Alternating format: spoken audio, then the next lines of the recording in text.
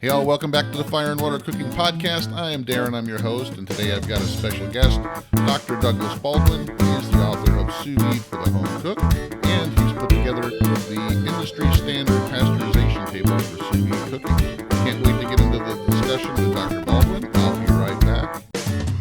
Smoking, grilling, getting hot and hotter, sous vide and chilling from fire and water.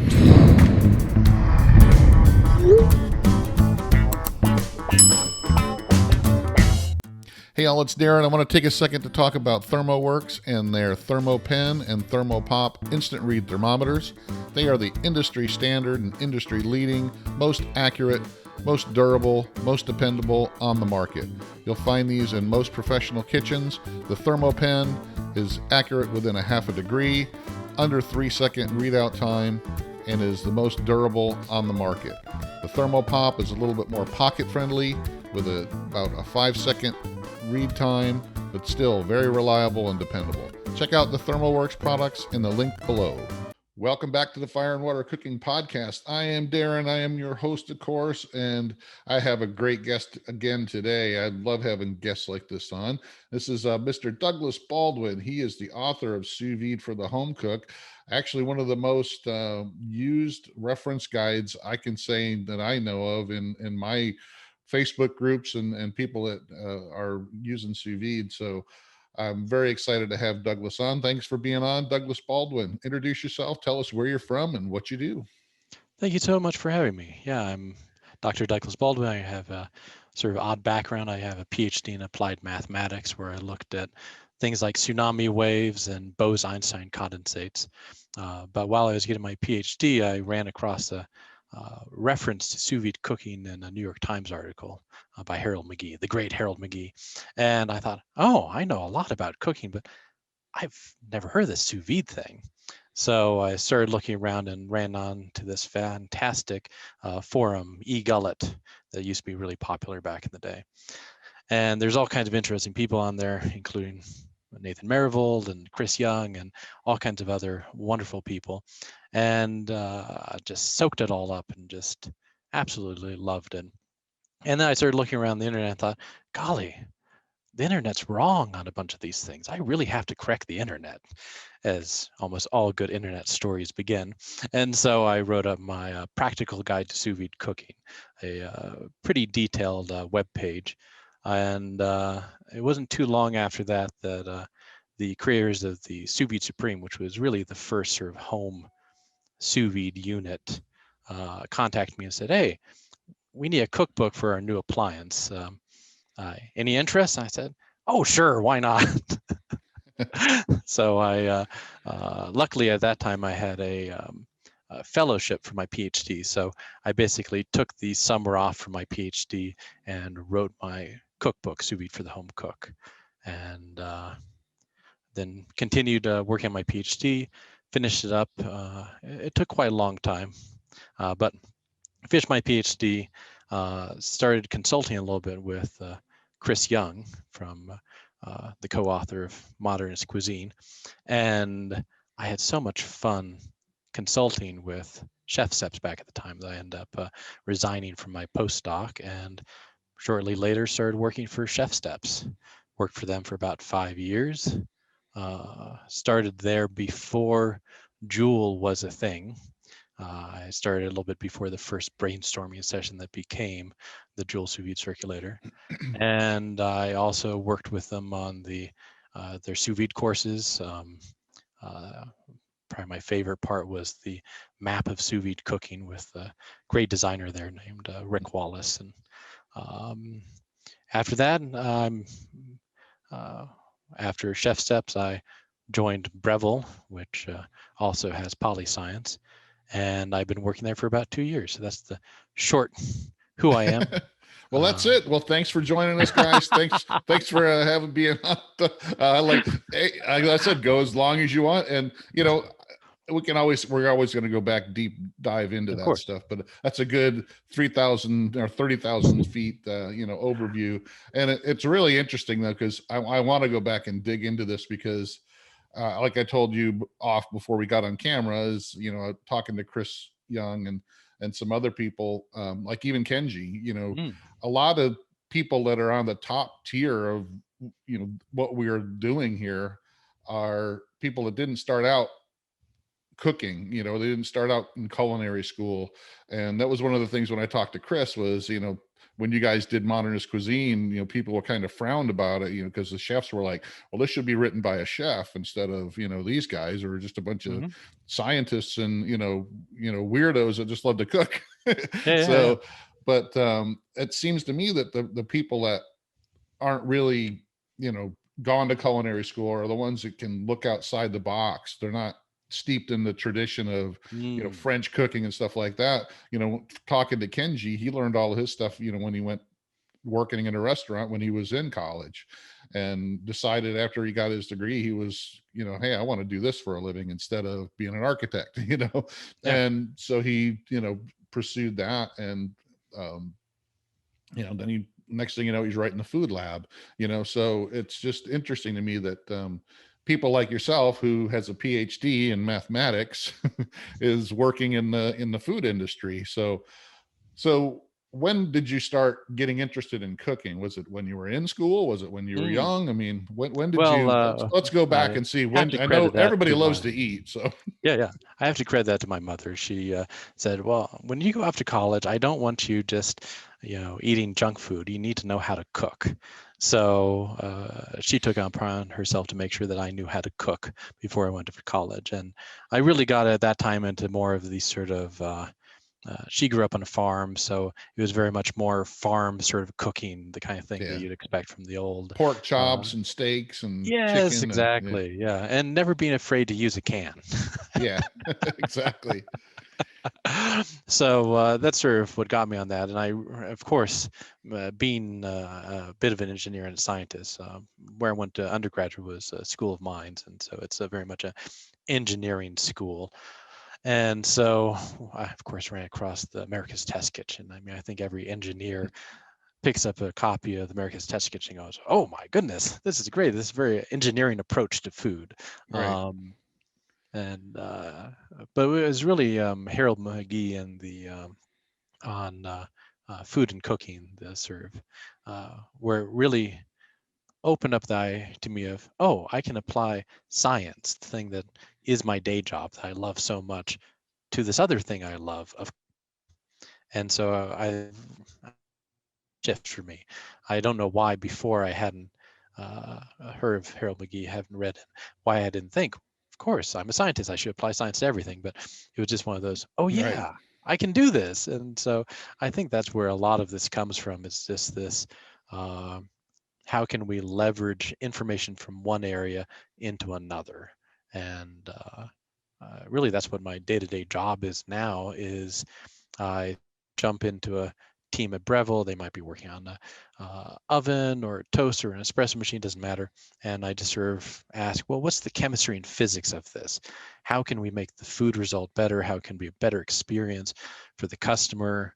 And I just look at it very much from that, the good old Feynman's lectures in physics kind of, what's the fundamental science of it, and how does that apply to great food results?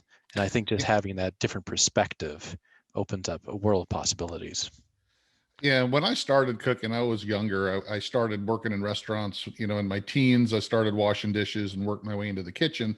So I was always, I didn't really have that analytical mind towards it. It Hmm. was more of this is how we put the food together to put it up on the thing to serve it to somebody. It was later on in life where I started thinking, well, I want to know the whys. I want to know the hows. Why does this work? Why do you do it this way? And I think a lot of times culinary school misses that point with people Mm. that go to culinary school. It's just do what I tell you. Here's how you do it. It's not this is why this works this way. It's more of just okay, I'm going to show you how to make an omelet. This is how you do it, instead of, okay, why is the omelet being, the way it is? Why Hmm. why is it the emulsion, better than, any other form of making the omelet? Things Mm. like that. Yeah. When I started reading with Meathead Goldwyn stuff, Yeah. a lot of the stuff on his website, and a lot of barbecue guys don't like his site because he gets into the true science Mm. of it. He doesn't like the myths and the traditional, stuff that doesn't have any, scientific background to it. The people, well, you got to use mustard as a binder. You got to do it this way. And, the beer can chicken is one of his favorite things to go off on. But Yeah.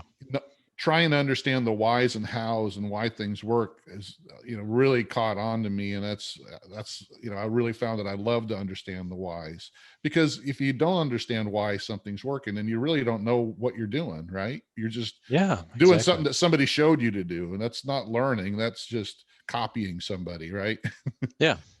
No, like Meathead's wonderful description of a barbecue stall about the evaporative cooling on the surface is just so much fun. And it's something that I think about all the time.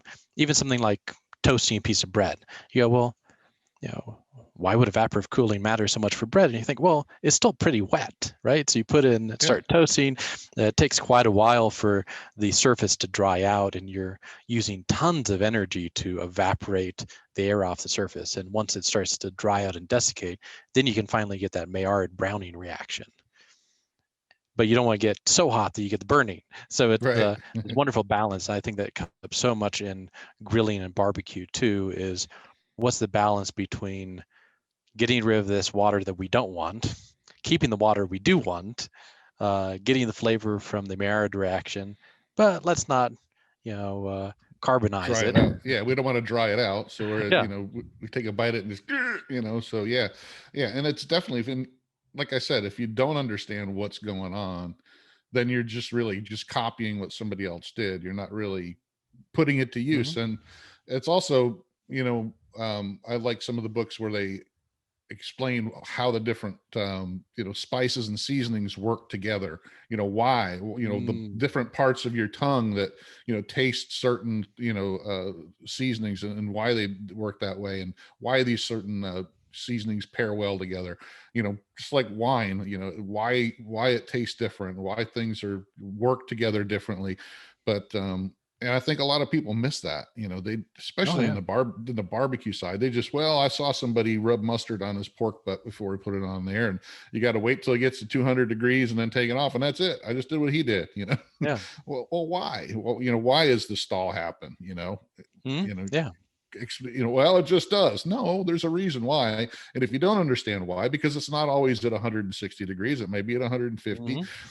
It might be because that particular pig, the muscles in that pig, he was stronger than the other one that you did last week, and the protein, strands were tighter packed or something like that. So if you don't understand a lot of that stuff, then you're just running blind and just copying what other people do. So I guess you got into the e-gullet thing when you were in college, and you just started, following some of the other people on the, because this was the old bulletin board, message boards, right? Yeah, this was back when I was getting my PhD up at CU Boulder, and it's a little bit of a funny story of how I got into it. And that I was almost done with my first year of my PhD program, and I had a traumatic brain injury and lost my memory for about 4 months. So I couldn't quite do the advanced mathematics, but since I wasn't spending 12 hours a day doing mathematics, I could look around and see some other things. And that's when I ran across the gullet, and I spent so many wonderful hours on it. Just the spirit of sort of creativity, and the sort of almost like the Mythbusters style of science of, here's a question, let's just see if we can investigate it and find something out on it. And of course, back then, you didn't really have, you could get the PolyScience big box circulator back then, but of course I was a graduate student, so I couldn't afford that. So I had all kinds of little wires with PID controllers and slow cookers and little aquarium air bubblers to circulate the air. And, the first dinner party I had some people over, some of my fellow graduate students, and I just plunged my hand in to pull out the chicken breast from the water, and the whole table goes, I look over, I'm like, what? It's like, no, this isn't boiling water. That's funny. Yeah, I mean, even still today, I mean, there's still a lot of people that don't understand or know what sous vide is, even though it Mm, is quite popular now. You can buy a cheap circulator on Amazon for $30 now, but yeah. uh, yeah, they become a lot more people are catching on. And I think once the fog, and this is one of those cooking Mm, methods where you can't just wing it. You got to understand what's going on, because I exactly. see some, especially in the Facebook groups that I run and that I'm in, you got somebody, well, I tried sous vide once and it just didn't work for me. And it's like, well, what did you do? And did you follow somebody's recipe, or did you Hmm. just pick a time and temp in your brain and it just didn't, you didn't follow a process or understand how you have to take it out of the bag and pat it dry and then try to sear it so that you doesn't turn out soggy and ugly looking. So Oh, and that's one of the main things that prompted me to write my guide and cookbook back in the day is so I feel very strongly that everyone has the right to safe, delicious food.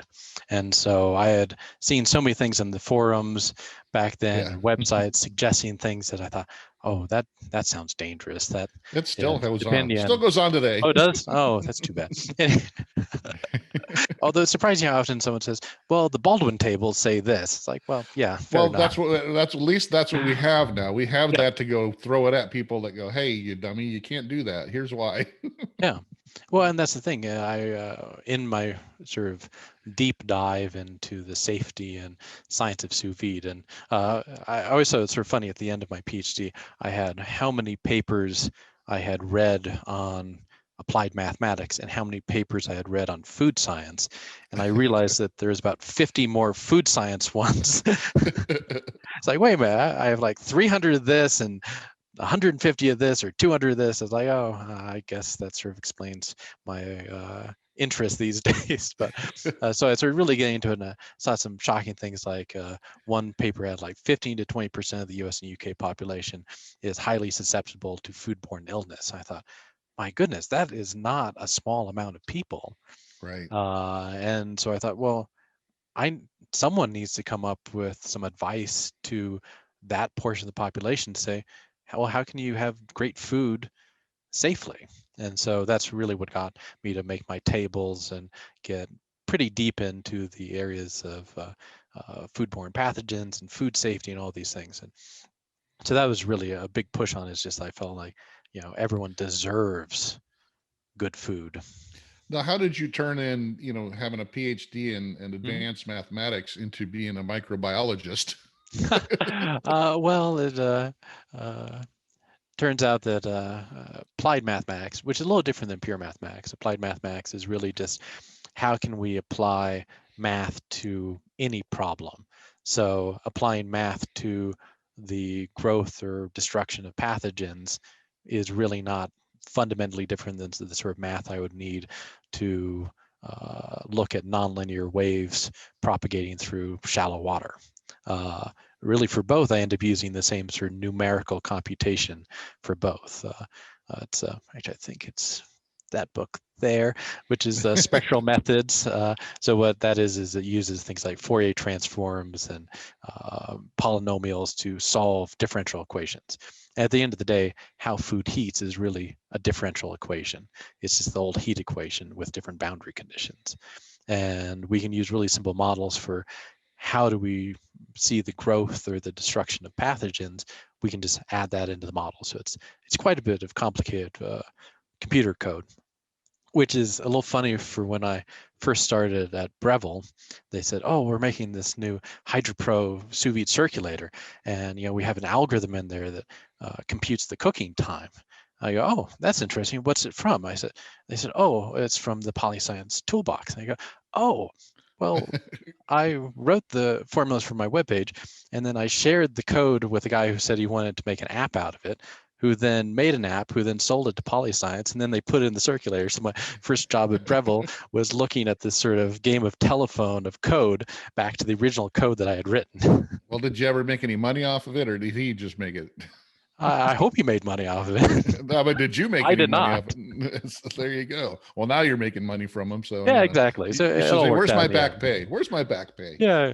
But I'm just so happy that I could look over and go, oh, nope, there's a few typos here. Let's get this fixed so that it's actually right for everyone to use. So Now, when you wrote your book or the Mhm. website and you put this all together, did you get anybody from like the microbiologist side or food So safety yeah, side go, hey, who are you to write this? Because like Chris a was telling little me bit, about yeah, a in little his bit. podcast. But so I found the people in the food science and food safety community to be really warm and welcoming. In particular, a guy named Pete Snyder, who was one of the sort of big big guns in the field of food safety.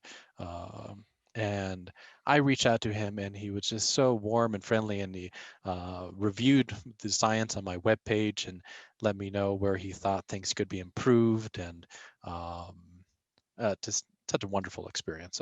I think he's retired now. I hope he's still alive. Um, but he was, I think, in his 80s when I first reached out to him back in the middle 2000, 2000. So it's, but no, I found people really warm and welcoming. There were a few people who said, well, I'm not going to review a web page. That's not a published journal. But that was very few. Most people were very warm and welcoming. And that, of course, led to my Sous Vide review article for the International Journal of Gastronomy and Food Science, which is available free on my website. And somewhat surprising to me, that is more cited in academic journals. So yeah, I'm pulling up your website so people can know what we're talking about here. So it's douglasbaldwin.com, Yep. and I have it tabbed to the sous vide section because that's where I send people and I go to all the time when I want to, get way deep into stuff that wants to put me to sleep. So Yeah. Yeah. this is the everyday ordinary cook. When they look at this, their eyes kind of cross. So what I normally do is I try to just, which you have it all tabbed really well. So Thanks. I just send them to a specific area and say, this is what you need to look at. You don't Yep. need to read everything in this because it can make you, if you're not, scientifically trained, you will, fall asleep pretty quickly or your eyes will cross. But Yes. there's Yeah. plenty of Even stuff in my here that, non-technical summary is fairly technical. yeah, but But thank there's goodness, a, there's so many other great people now. Oh, yeah, you can see a link right there to the excellent guide, Dr. Snyder, although I'm not sure if it still works. But yeah, but there's so there's many a, wonderful people like Kenji Lopez and Chris Young and yeah. everyone else who makes it much more accessible. Well, but it's still these tables are what everybody really needs to understand. And Oh, one of the thanks. first things people don't understand is the thickness instead of the weight. I mean, we still get this Mm, today a lot. Well, I got a 4 pound this, and I need to, it's like, well, how thick is it? yeah, That's the exactly. important thing because food cooks from the outside in, and it really doesn't matter you know, how much it weighs. It could, if it's a cylinder and it's long and it's still only 4 inches around, or the circumference, so that's all it really matters. It doesn't matter how much it weighs. So that's the biggest part I think people don't understand. And then you send them somewhere like this and you go, hey, look, here's how it relates, and they go, oh, okay, now I understand. And Yeah, because for some reason, everybody's always asked, what how much does it weigh? And they're not yeah, used to going, exactly. how thick is it? Because that's the most Yeah, and it important really thing. applies for just about any type of cooking, whether it's smoking or Right. cooking in an oven. And I'm a little lazy. I don't even look at my table as much as you might expect. I use short little calculations in my head. I take the, say, thickness in inches, I square it, multiply it by 20 minutes per inch squared, and then I divide by the effective dimension. So steak is one dimensional because the heat only comes from the top and bottom. A cylinder is two dimensional because you can think of from the sides and the top coming in. And I guess if you actually were cooking a meatball, then it really would be three dimensional, and so you divide by 3 or 2, whatever the dimension is. Or look at my tables, which do a little more in the background than that simple calculation. But for a lot of barbecue and roasting and even hamburgers on a grill, that comes Hmm. out pretty well. Especially for the hamburgers, that's a favorite for me. It's just you can judge the thickness, square it, multiply it by 20. It's a pretty good guess for how long it'll take your burger to cook through. Yeah, and definitely with, ground meat, especially, it's a lot more important than let's say a steak, because the ground meat, there's all kinds of pathogens that can get inside of that. Than, pathogens on a steak are mostly on the exterior. They don't go deep into the meat 90% of the time. So, um, Exactly. Yeah. it's more important on something that's ground. But another thing that you Mhm. have on this, that I know a lot of people understand, they know that the Baldwin tables for pasteurization, but Mhm. you also have the heating, the heating time ones, in here. And I think Oh a yeah. lot of people kind of skip over that. Or they just kind of think they're the same thing, Mm. pasteurization and heat through is not really the same thing, Yeah, that's one So of the most common emails that I get as a question, because on some of the thicker items, it is pasteurized before it is heated through at higher temperatures. So I always yeah. get an email going, "Well, I think you have a mistake on your table." So, actually, no. It's so if you are, say, doing it in a higher temperature water bath, then it will actually be pasteurized, say, before it's heated all the way through, because you only need to get the core to a certain temperature. But for thinner things, it takes much longer, say, to pasteurize, especially at lower temperatures. So it's really the sort of complicated mix, and that's why I did the tables. Is there are just so many variables to keep track of. Um, mm. Now, do you do any updates to your website or anything at all on here, or you just kind of just Very rarely. there's a ton of information, and I always tell people, don't try to take it all in at once. Yeah. Just and you have the helpful videos in there as well to kind of sparsed in between there, so people can, if they don't want to sit there and try to read about all the different kinds of pathogens that are out there, Hmm. they could Yeah. just watch a video and just believe me, there's a lot of pathogens. Yeah. Okay. Exactly. So yeah, but I mean, I for do the the work people so that, they don't have to. It's yeah, works so very but well for that the way. people that do want to know all that, the information is there. So Yeah. that's really what I love about it. And you can click through, all these are click throughs, that, if you don't want to have to read through the whole book to go, okay, I just want to know what I need to do on a turkey breast. I can go right here to turkey Yeah. breast, Thanks. So, and there I go. Or the perfect egg. Here's all about eggs. Yeah. So it's really convenient and well put together. Now, so you said you put the website together before you Yeah, that was did the. back in about 2008 is when I posted that. And it was about 2 years later that I did my cookbook in 2010, which I was I was glad I was able to get it out then, because by that point people were really starting to get into sous vide at home, and in restaurants to a larger extent. So I was happy that I could provide that information to people on what's good, safe times to cook food. And I really like to differentiate between, say, if you're cooking and you have a robust immune system and you just are Mhm. cooking for flavor, that's going to be a little bit different than if you're cooking for someone that you don't know, uh, how resistant they are Sure. or not. So I emailed to me about, my wife is pregnant. What do I Hmm. do? And so being able to point to the pasteurization table, say, well, this is how long I would do the chicken breast, because that's going to reduce the risk of all kinds of things that your doctor's warning you about. But for the most part, you have a healthy, robust immune system. Uh, there's pretty little danger to most foods. If you buy from a good source and it's fresh, there's really just not that much worry. If you get a good steak, Right. you do a quick sear.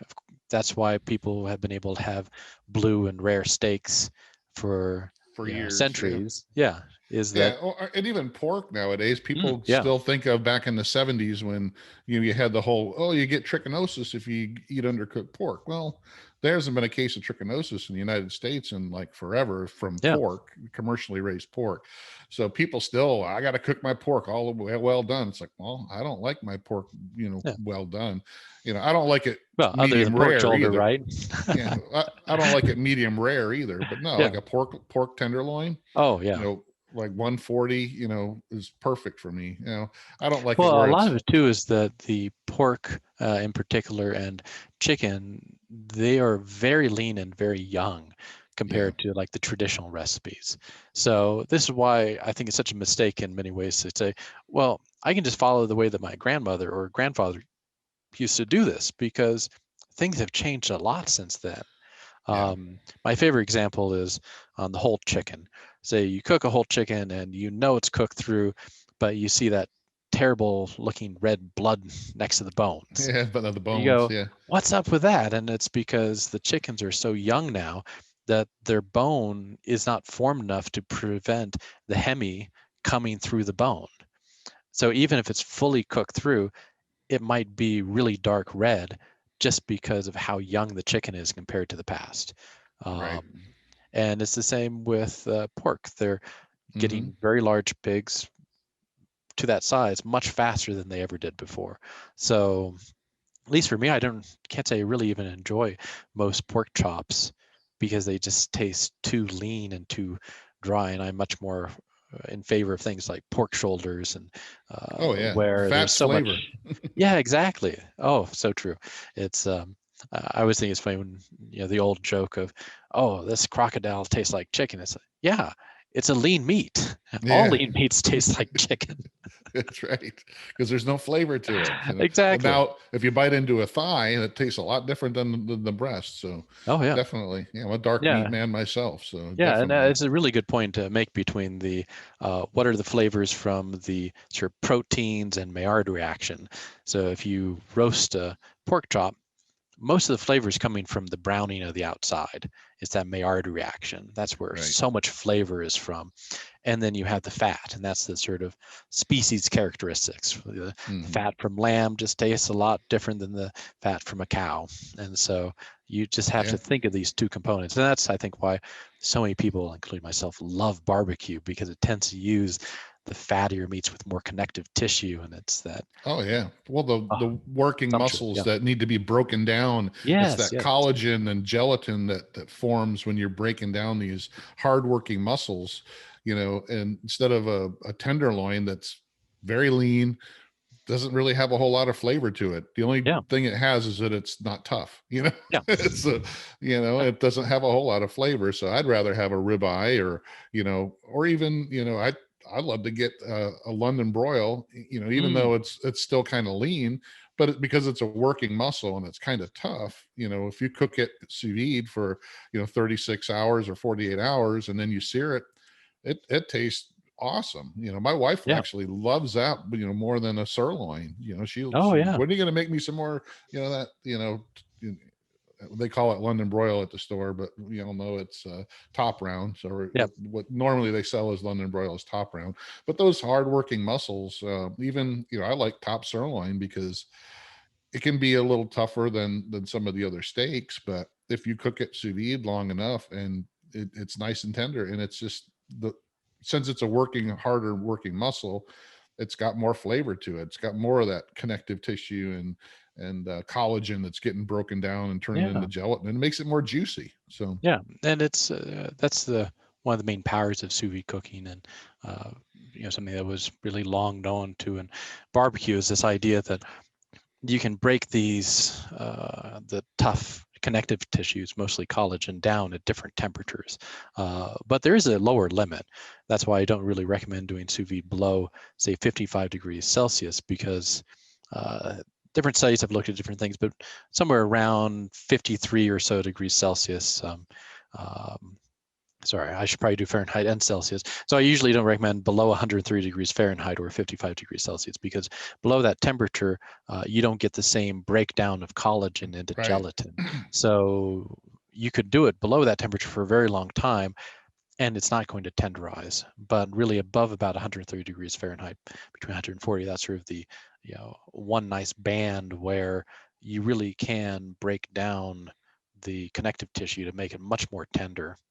And at that point, you also don't have a lot of squeezing out of the juices of the muscle fibers. So I always think three different sort of main proteins when you're cooking meat sous vide, especially the tougher ones.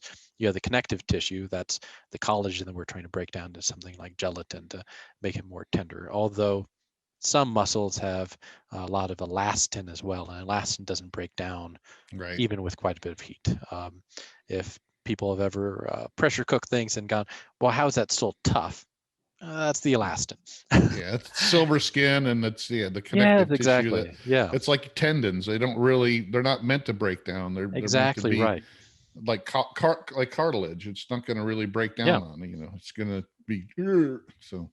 exactly. And then we also have the muscle fibers, and they're sort of the ones that make dramatic changes. So once you get too high of a temperature, they sort of squeeze down this way and Contract, yeah. redistribute the juices. And then at a higher temperature, they squeeze this way, and then that really pushes out a lot of the liquid. And so by cooking that lower temperature, like 130, 140 for the sous vide, you don't get the muscle fibers squeezing out all the juices.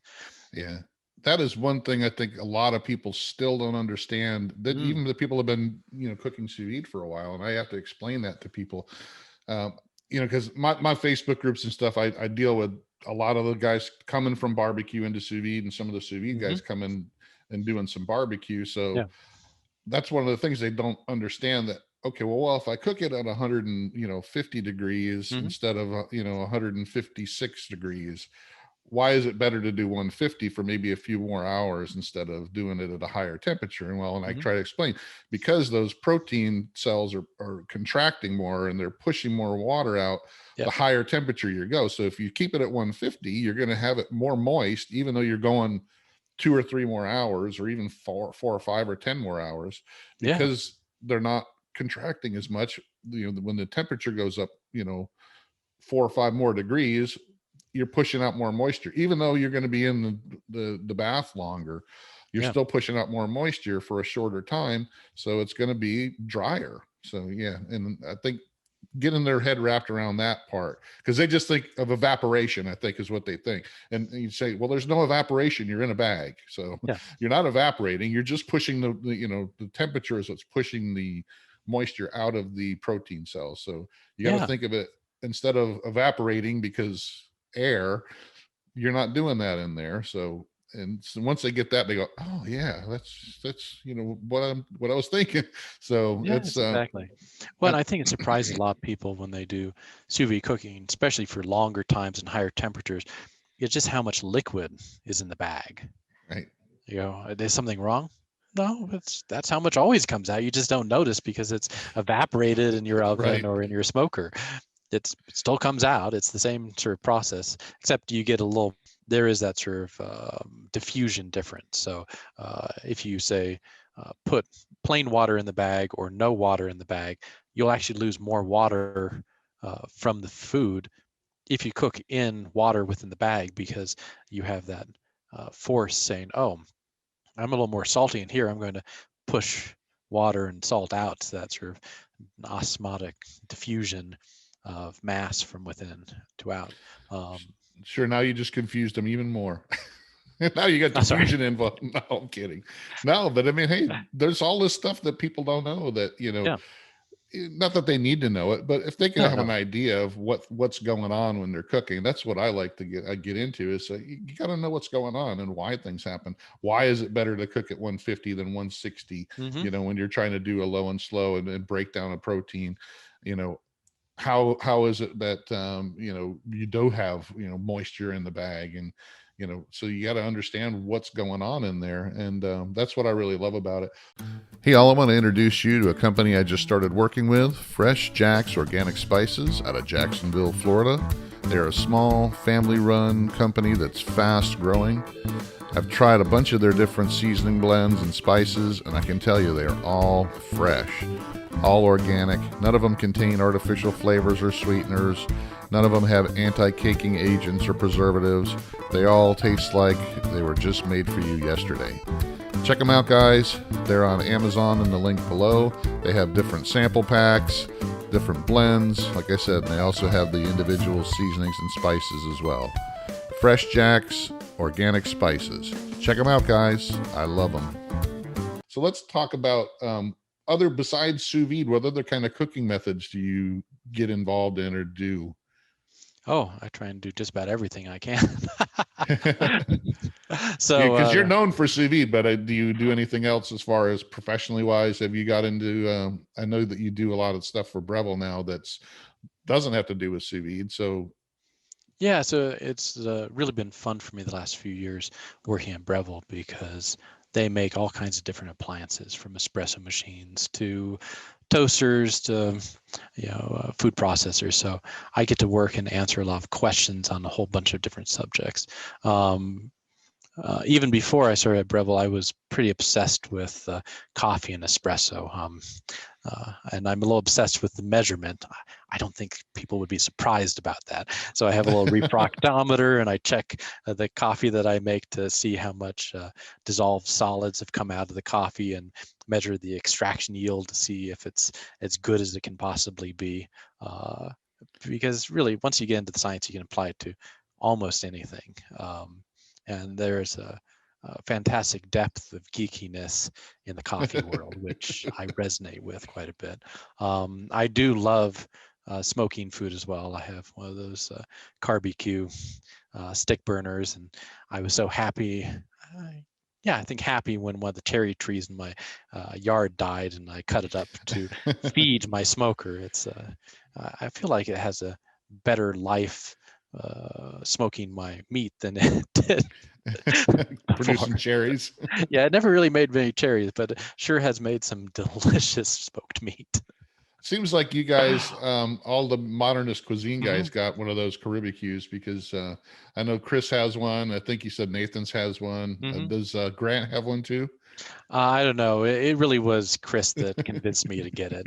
Yeah. Because he was just showing me some videos of the results, and I went, "Oh my goodness, that looks amazing! I Well, have it's to a get it." scientific smoker for sure, because Yeah. the smoke going through the coals to get rid of all the volatiles and stuff.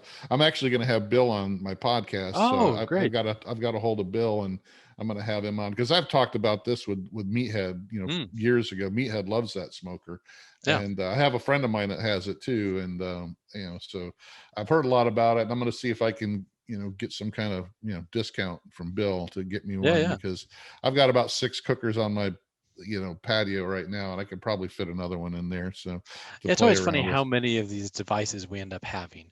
Well, I they're don't all think it'd different. All the surprise ones I anyone have are that, different, so yeah. yeah, they all do different things, or they have a certain need. I have a pellet grill that I like to Hmm. use for certain things. I have a hasty bake that has the adjustable charcoal basket that goes up and down, so I can kind of use that, and I have a rotisserie for it. I got a Kamado grill that I Hmm. like to use for different things. So yeah, it's just, I don't know. There's some people that collect, rocks and, Hmm.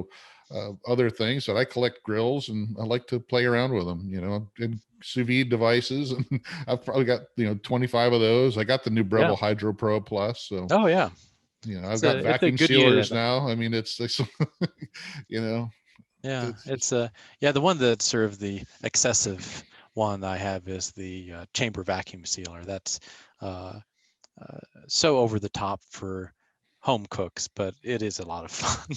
I got 3 of those, and I got Yeah. regular vacuum sealers too. So, and that's another one I want. I want that new MX, whatever it is, MX4 Mm. or whatever it is that PolyScience has, Oh, or yeah. the multivac or whatever it's called. That's got Yeah, I think their the one PolyScience that's not sous vide that I've really become obsessed with over the last few years is their induction control freak burner. yes, the control freak. Yeah, I'm looking. David said he's going to send one out to me to test out, because they're going Oh, I to. think you'll love it. It's They're doing a push on it, I guess, over the summer. mm, So he said they're going to try to do some more marketing and stuff, and he wants to come on the podcast and do some stuff with it as well. So that thing is amazing too. Yeah, there's so many new toys, and that's one other thing I want to talk oh yeah. about. Over the last, I don't know, I would say the last 10 years at least, the technology that's been pushed into the cooking, not just indoor but Hmm. outdoor as well, Mm, is yeah. just amazing. The Wi-Fi, Bluetooth on everything, all these different kinds of smokers and grills, all these different kinds of cookers. Um, what do you think is going to continue to come? I mean, I had this discussion with Chris as Hmm. well. Of course, one of the things he talked about was the combustion Yeah. thermometer that he's working on, that measures the surface temperature and all that. I mean, it Yeah, the seems like, surface temperature question is so interesting because that's uh, such a sort of hidden aspect of cooking in ovens and smokers and a bunch of other areas is what is the role of evaporative cooling. And if you know close to the surface temperature, then you know what the, well, This comes up beautifully in the ANOVA precision oven, is this idea of the wet bulb versus the dry bulb temperature. So if I think you have one of those ovens and you set it in the sous vide mode, it's really controlling the wet bulb temperature, which is not exactly the surface temperature, but it's a good sort of analog to how much evaporative cooling you're getting from the food. So if you have a lower humidity, you have a higher air temperature, but the surface has more evaporation that cools it. And that's really going back to the stall and barbecue, and why the Texas crutch works so well, is Right. it's controlling how much evaporative cooling you have. And I think that's, I'm hoping the more thermometers we get into outdoor cooking, especially for the longer cooks, the more information people have in terms of, well, I find that I really like the taste of it at this temperature range. And Right. each person might find that they have a different one. Maybe I prefer 160 and you prefer 150. I don't know. It's going to be a personal preference. And I think people are going to find the more they measure, the more repeatable they get exactly what they want. Um, Yeah. Although I think this is more of a short-term trend. I think in the next 10 to 20 years, people will be less knowing the number and more telling, repeating a program of Right. something that they liked. We used to talk about that a lot at ChefSteps, the sort of engineering parameters versus the cook's parameters. Right. Do you want it The end medium user. rare, Yeah. or The do you end want user. 130 degrees Fahrenheit? Is there a difference? I don't know. Well, and I think, yeah, Chris kind of hit on that with the pictures on the Jewel app was, Yeah. instead of telling somebody, okay, you want it to be 130, here's the picture. Yes. Choose from these pictures, and then you pick, I want it to look like that. And then, okay, this is what it is. Yeah. So, which I think was very innovative. And I don't think anybody else has ever come out with something like that. They're still the only ones that Yeah. have that. And I don't It know all why. came I don't, around because my first project at ChefSteps was the egg calculator for how do you get the exact texture of yolk and texture of white that you want. I said, well, we should show videos. People can just select the video for the egg that they want. And that's became the sort of visual doneness, as we like to call it, of having videos showing the texture and the color of what you want. And I think it really is a powerful thing, especially in the beginning of a new technology. So smoked food has been around forever, but sous vide's new, and it's because it's new, it's different, and you feel like you need to say, well, you might not have an intuition on this, so here's what you will get. And then you will do it a few times, and then you'll go, well, I just like it at 132, and you might just type in 132 next time, right. or whatever it might be. And I think it's the how do we get you from sort of new to technology to having your own intuition and feel. So, like on long cooks, uh, I'll do a long cook and then I'll just pull the meat out and squeeze it, and I know from the feel of the meat if it's done or if it needs a few more hours. And I Right. can do that because I have cooked obviously for a very long Yeah. time on the sous vide, Experience. and I have this intuition. And it's that's one of the things I found working with people like Heiko Antonowitz, one of the early German chefs that got really into sous vide cooking. The first time I met and was in the kitchen with him, I saw him pull out the meat and squeeze it, and I go, oh, I do that too.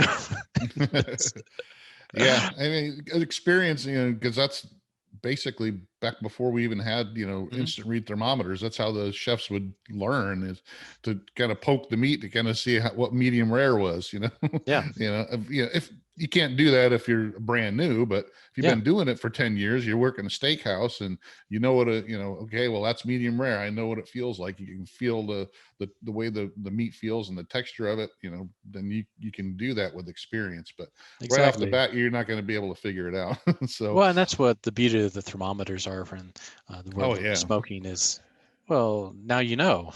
It's gone up to this exactly. temperature. We know it only takes this many hours at that temperature until it's the right doneness. And it really sort of pulls back the curtain to really understand how to get exactly what you want every time. And I think that's so much uh, the allure of sous vide cooking is I get the same, if I like it, I get the same thing every time.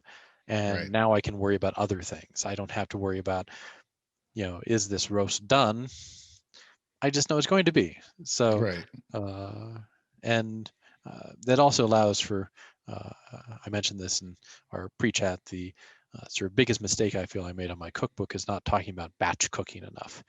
Yeah. And that, oh, I'm just going to buy a bunch of chicken breasts. I'm going to pasteurize them all, individually bagged, chill them down and freeze them. And now I just pop it in the bath to warm up for half an hour, 45 minutes before lunch, and it's perfect. Yeah. And I And don't have to season it worry and about sear it. it. Right. Yep. Exactly. And same thing with things like barbecue.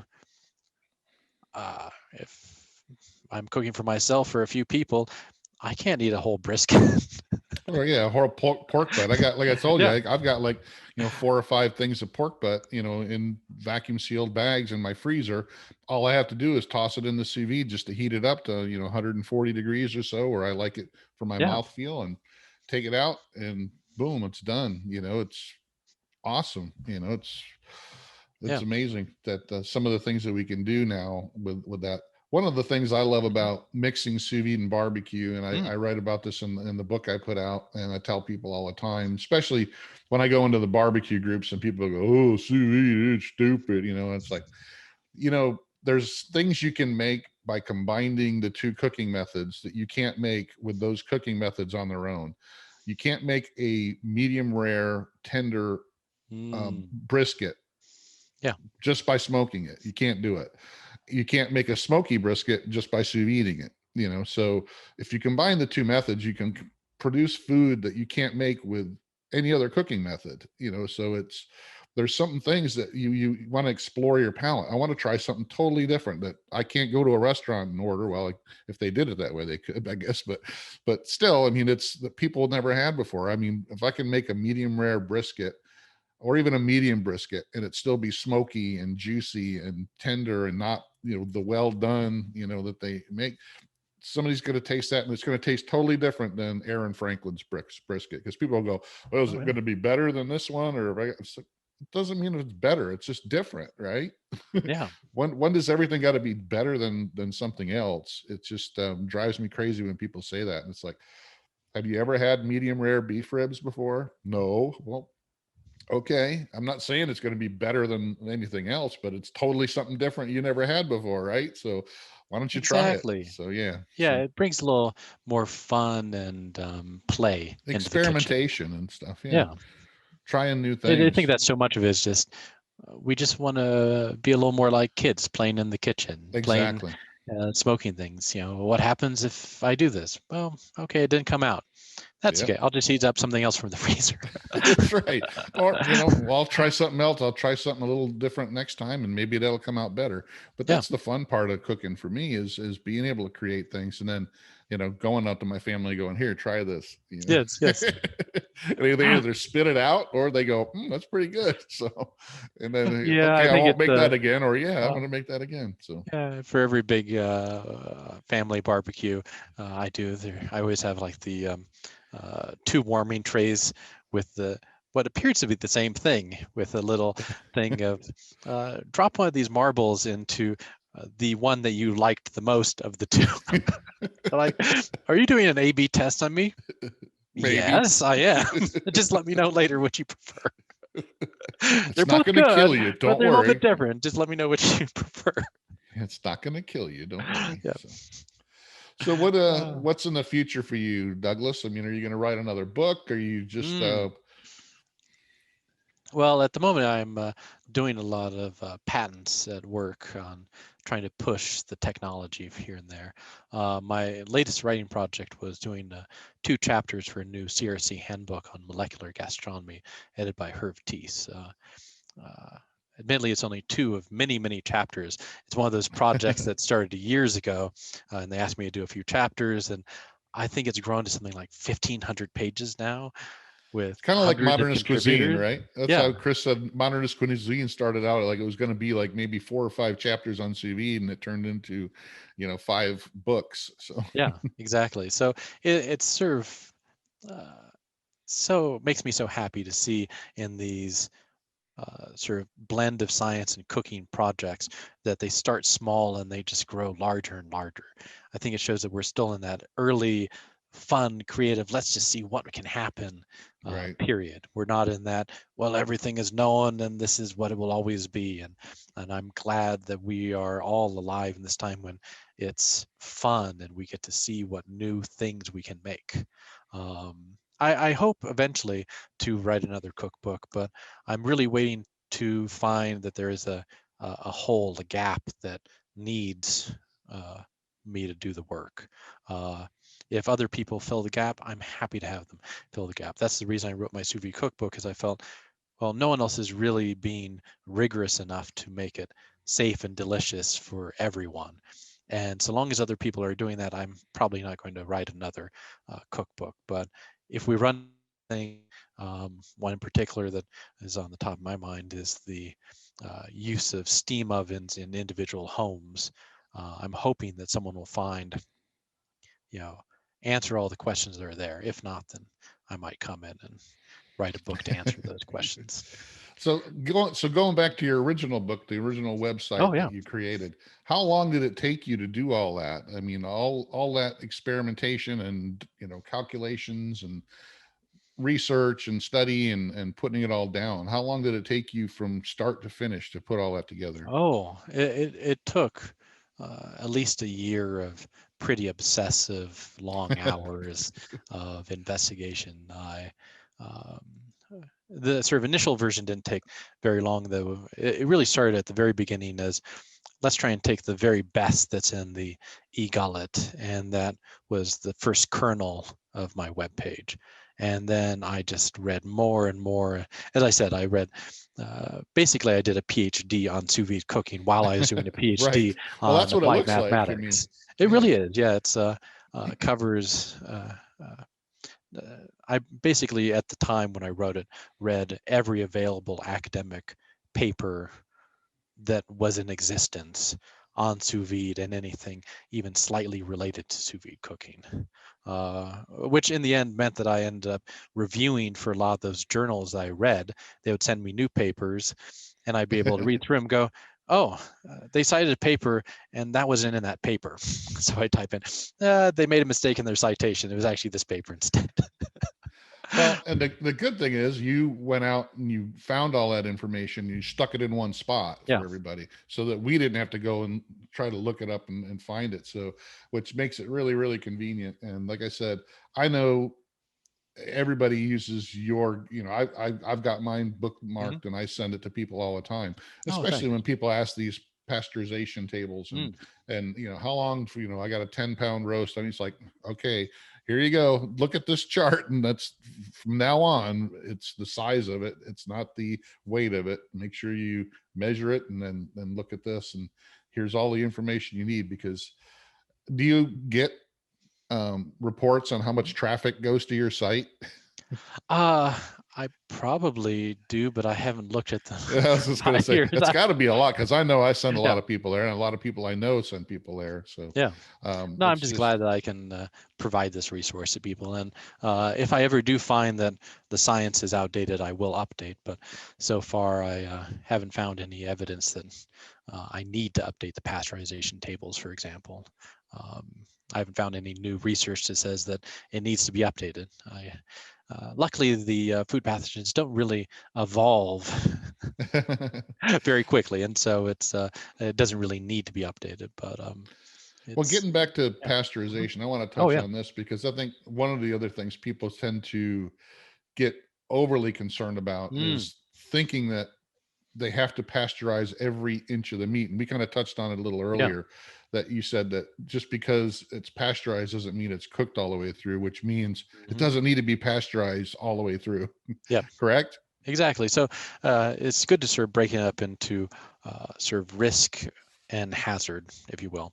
So the risk might be to the person, does someone have a high risk for foodborne illness, or are you just the average healthy American who just loves red meat? Great. Okay. Well, then you're in this category. And for that, it really depends on the food you're cooking. If you're cooking ground meat or poultry, you really do have to cook it all the way through, because there can be pathogens inside. That said, if it is a really good, fresh piece of meat from someone that you know, like I would get a lot of beef at my family because my mother grew up on a farm. We would know the farmer, and we would know exactly how that side of beef came to be. And Right. so, and we know our risk level. So we can cook at a very different level than, okay, I got this ground beef from the store. Well, Right. we don't know much about that ground beef, so we better cook it all the way through and make sure it is fully pasteurized. Then we have things like a steak. If it hasn't been Blade mechanically tenderized. tenderized, Yeah. then it's basically intact inside. So there basically is no pathogens inside the food, and you really only need to sear the outside to make it safe. And so uh, this is why it's you sort of divide things into the I really want to get into all of it, or I just want some simple answers for what to do. Exactly. Yeah. And I think And that's where people tend to, they try to look at it at the 3,000 foot mhm, level sometimes, and then, but they put the kibosh on, well, everybody needs to look at it that way. Cause I'll yeah, see it in the Facebook groups, especially mm, somebody will go, well, I want to cook it at 100 and, 28 degrees, and I only want to cook it for 2 hours, and people go, oh, but it's not pasteurized all the way yeah, through, and it's like, well, it doesn't need to be pasteurized all the way through. yeah, You don't understand that. Maybe it won't be cooked all the way through, but it doesn't need to be pasteurized all the way through if it's a thick ribeye steak that's not blade hmm, tenderized. So I think people miss that point, and oh yeah, I'm always trying to correct people on that. So yeah. And there's a few sort of good general guidelines for a lot of people. One is um, if you're trying to tenderize the meat, make sure you use a high enough temperature. If you're not trying to right. tenderize the meat and it's already tender, say a nice steak that you want, then the thing to sort of say is, well, if I'm doing a lower temperature, let me not do it for more than 4 to 6 hours. Because after that amount of time at a low temperature, some unpleasant things can happen. Yeah, definitely. Uh, Well, and I and think if you let everyone it, has, even I've pushed things a little too far and opened it up and gone, no, I'm not going to eat that. it's well, and not even that, if I put a fillet in there for 6 hours, at 100 and oh, it becomes 32 degrees, mushy. it Yeah. turns into mush, and you bite into it and you go, I did it with a Yeah. leg of lamb once. I Oh, was yes, yes, I did. For some reason I thought I needed to go like 18 hours on this yeah, leg of lamb, and it turned into like it just blew in my mouth. But yes, exactly.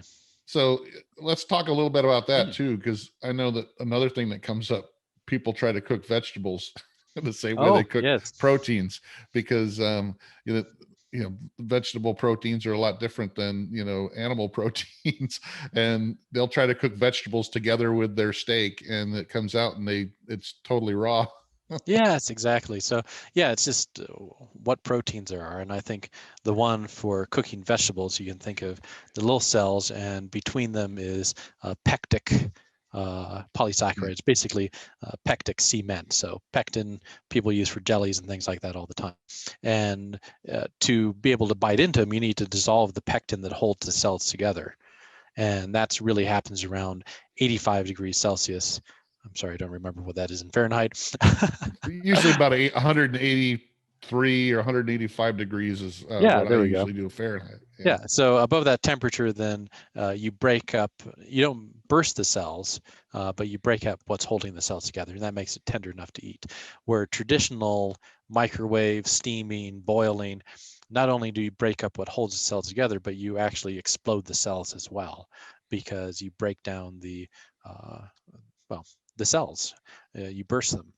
And so that ends up with that sort of mushy vegetables that change color Right. really quickly. It's because, well, you've broken up the cells. Where on the sous vide one at the higher temperatures, you can get really vibrant colors because you haven't broken up the cells. You've only dissolved what's holding the cells together enough that it's tender enough to eat. Some things like beans, though, need pretty high temperatures, like 195 Fahrenheit, to really tenderize them, or they just don't break down enough, especially the skins, that they're enjoyable Hmm. to eat. Yeah, some of my favorite things to cook sous vide are vegetables like asparagus and Mm, stuff like that, where it's just, if you cook it to the perfect temperature, man, it's still got that little bit of a crisp, but Hmm. you can eat it, and it's like you said, the colors are there, the flavor's there, because you're not boiling or steaming the flavor out of it. And carrots are another thing that just Mm, they're amazing. I don't see people, really. That's one of the things they don't understand, how because they don't understand how to cook them in there, because yeah, they try to cook it like they cook a steak, and they yeah, fail, and they go, man, I can't use it for that. yeah. But once they figure it out, I don't, I wouldn't want to cook vegetables any other way, because they just taste totally different. Oh, yeah, sometimes you get really wonderful, intense flavors that you can't Mhm. get in other ways because when you boil in water, you really are leaching a lot of the volatile flavor compounds, a lot of the tastes and nutrients go into the water. Now, Yeah. for some vegetables, that you might want that. Maybe it's a Yeah. little too strong, and you have, say, if you're doing cooking for kids, maybe they don't want the full taste of parsnips. That's okay. Maybe you want to boil it for them, but you might want it. So it's That's right. really lets you choose, and I think it also lets it's a little bit like going into slow motion in the sense that when you're cooking these lower temperatures, you just have a longer window where they're great. Right. If you boil for too long, well, Yeah. it's Forget mush. about it. But if you do the vegetable sous vide, then you have the pretty long window where they're really good. Hmm. And but that's sort of the problem too, right? Sometimes you just need a quick side. Yeah. Sometimes you gotta microwave stuff. Yeah, exactly. All right, Douglas, I really appreciate it. It's been great, and I'm sure I'll have you on again someday Oh, talking I'd about like some that. other Yeah. things you're working on. But we could probably sit here and talk for another 3 hours and go Oh, into probably.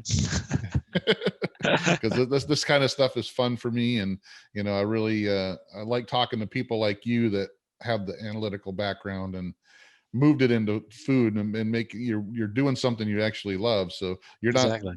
teaching applied mathematics, but you're using it. Well, I actually really enjoyed that too. Other people can teach applied mathematics. I always try and ask, what is it that only I can do, and or only a few people can do, and so I try and go there. And so, but yeah, it's been wonderful talking with you, and I hope we can do this again sometime. Definitely. And everybody, just make sure you check out douglasbaldwin.com. You'll find a lot of information on sous vide in there. And you can find his book. I think your book is still on Amazon. They can still find it, Sous Vide for It the is on Home Cook. Amazon. Sometimes, though, it sells out on Amazon, and I have a link to so you can buy it from the publisher on my webpage if it's sold out on Amazon. Now, Never is there a pay lot? more than the 29 or 24.95 Yeah, or whatever the price is. Never pay more than that. Sometimes it sells out, and used book places jack up the right. price to Yeah, I've ridiculous seen that. amounts. Now, is there a lot more information in the book than there It's is in the different website? information on the book. That's a great point. So the web page only has about 12 recipes, and it's pretty technical. The cookbook, I sort of distill out most of the technical parts and really focus more on what you Recipes and need to cook at home, and it has about 200 recipes. Then I also have a scientific article that's linked to on my webpage that is very technical and more for if you are a restaurant trying to get working with your health department and you need yeah, to prove HACCP. that it's Yeah, the safe. HACCP stuff. It's more for that. So it's not really for the general reader. So that's sort of the three things that I have available right now. Well, definitely. So check out Sous Vide for the Home Cook on Amazon. Check out douglasbaldwin.com, and you'll learn more than you ever wanted to know about sous vide. That's for sure. So it's definitely good stuff. And I really appreciate you being on. And thanks again. Yeah, thank you. Well, thanks again for joining us on the Fire and Water Cooking Podcast. I want to thank Dr. Douglas Baldwin for being on. Make sure you check out douglasbaldwin.com. You can check out all the information he has on there. Of course, a link to his book, Sous Vide for the Home Cook. And make sure you follow the Fire and Water Cooking Podcast, both anywhere you get your audio podcasts and on our YouTube channel, Fire and Water Cooking. Make sure you check out the Facebook page and group, Fire and Water Cooking. And I'll see you again on the next Fire and Water Cooking Podcast.